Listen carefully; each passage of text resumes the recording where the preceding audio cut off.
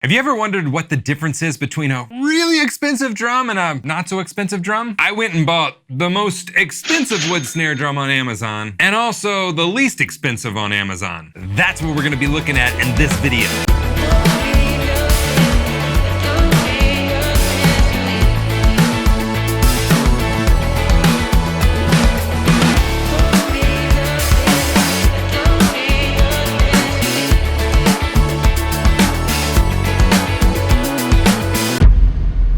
As drummers, we have to deal with tons of gear, so much more than many other musicians. We have to deal with cymbals, we have to deal with stands, we have to deal with kick drum pedals, we have to deal with drums, we have to deal with snare drums, and then we have strainers and wires, and we have all of the different hardware that we have to deal with. There's a lot of it for us to keep up with. One of the things as a teacher that I am constantly asked by my students is this $1,500 drum set better than this $400 or $500 drum set? So in this video, I wanted to look at that. So I bought the most expensive snare drum on Amazon, which was almost $800. It's the Ludwig Vintage Black Oyster Maple Jazz Fest snare. It's a long name. Why you named it that? Versus the $29 W-U-I-I-E-N poplar wood snare drum that is percussion Wood color. Now, obviously there had to be some criteria that I went by, so I bought the most expensive and least expensive, $29 and almost $800 of a 5.5 inch in depth, 14 inch diameter wooden snare drum. So one is poplar, one is maple. I didn't really determine what type of wood, it just had to be a wooden snare drum. Now, whenever I get a new snare drum, I'm gonna replace the top head, the bottom head, and the snare wire. So I'm gonna do that as well. I'm gonna replace those with Aquarian texture coated. Thank you so much, Aquarian, for helping out with this video.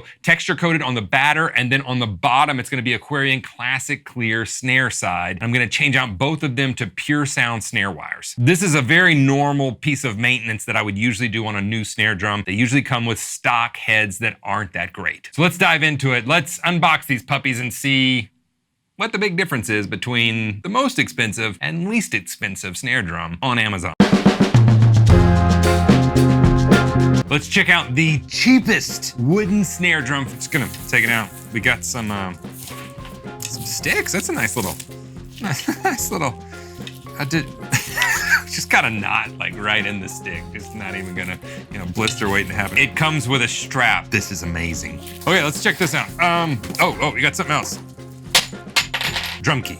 Okay, so it comes with sticks, drum key, and a strap. And it comes directly in the box. There's no like padding in it, or it's just pretty much what can fit in that box. Take off this super protective thing. And on the ad, the picture showed a 6 lug, which I was kind of concerned about. This looks surprisingly good.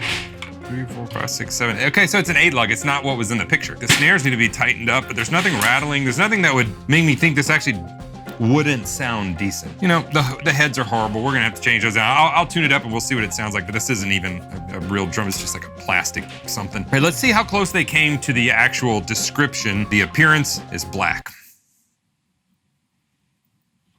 No. This is a wrap around this, and so the wrap has a random hair in it. The wrap is kind of not great, but I don't know what you expect for a $27, $29 snare. I just checked and get it for a little over $27 on Amazon. So all in all, I'm pretty happy about it. Yeah, okay, so that's what that is. It's is what I expected it. Come on. Okay, so the next one is the most expensive wooden 5.5 by 14 inch snare drum that I could find. It was $759, so after tax, we're getting, $800-ish. This one comes packaged how I would expect it to come packaged. So, box within a box. Shipped really safe, much heavier than the other one. Initially, we still got 8 lugs, and this comes with much better heads, obviously, as I would expect. Much more solid build, all the things you would expect of a higher end drum. The wrap is not coming off, and you actually can't even see where the seam is on the wrap. So that's great. Lugs are solid, all the hardware is solid. Ooh, I don't know why more snares don't come with this, that internal dampening system right there. Features 3-ply legacy mahogany shell, so that's mahogany. Now the differences between the two that I noticed, first of all, is the weight, obviously.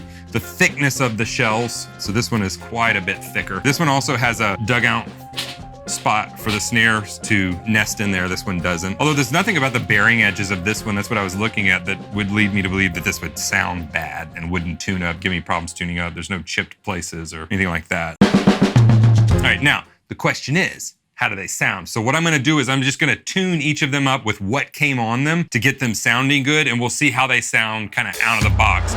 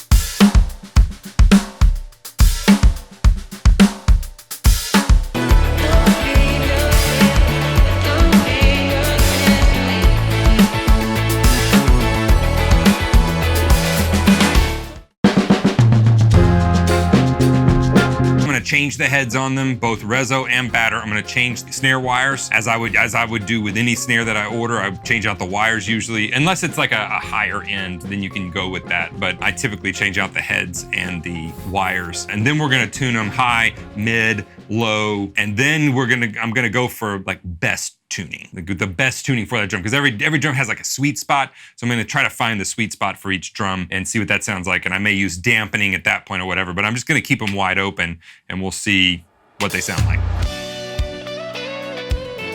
Right, so these drum heads are made out of some type of cheap plastic something. Also, I made a super rookie mistake. I've been making this mistake since I started drumming. Whenever I went to change the resonant drum head, which is the bottom drum head, I actually put the hoop on wrong so that the snare wires didn't line up with the throw off, and I had to take it off and do it over. I have done that almost with every resonant snare head change since I started drumming. I never learned.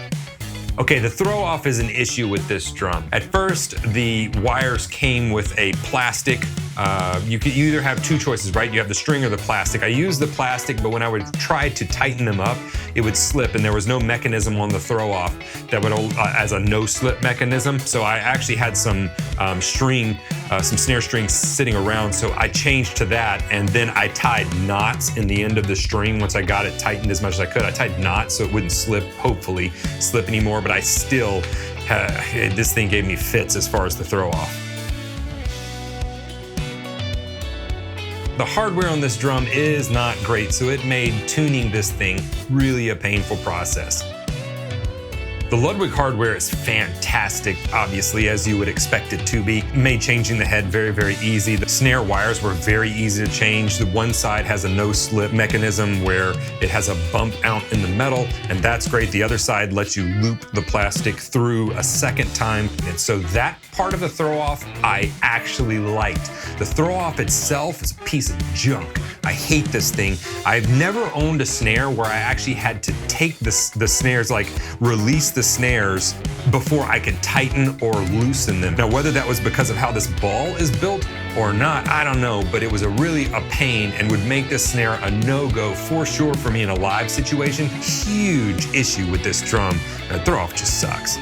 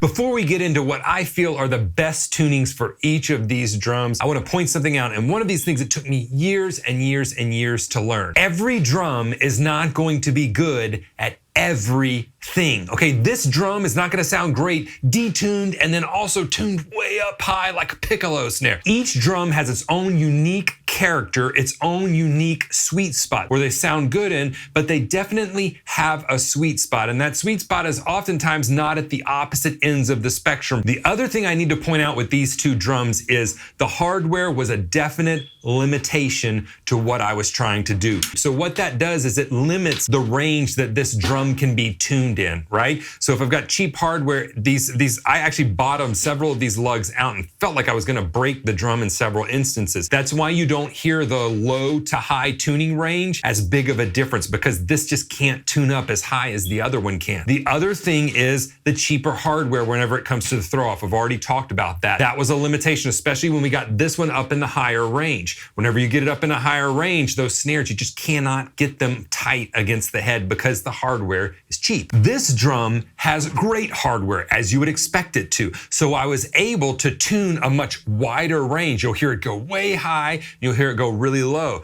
But here's the thing, I didn't like it either way high or real low. So the fact that it had a really wide tuning range actually mattered zero to me, because where I found it set best was at neither of those extremes. But if you just want a snare that you can tune way high and also way low, this one will do that.